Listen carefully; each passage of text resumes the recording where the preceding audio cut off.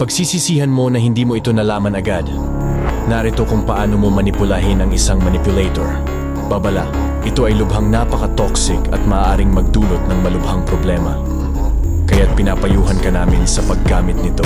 Sa totoo lang, kung gusto mong gamitin ang sariling taktika ng isang manipulator laban sa kanila, gawin mo ito sa pamamagitan ng paggaya o pagsalamin sa kanilang mga aksyon pabalik sa kanila. Anumang toxic na gawin nila, gayahin mo. Halimbawa, kung bigla ka nilang hindi pansinin at hindi ka nakausapin, gawin mo rin ito sa kanila.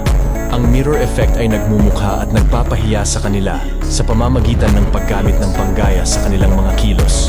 Tuturuan mo sila ng leksyon. Kapag ginaya mo ang kanilang mga kilos, para silang nakatingin sa direktang refleksyon ng kanilang sarili.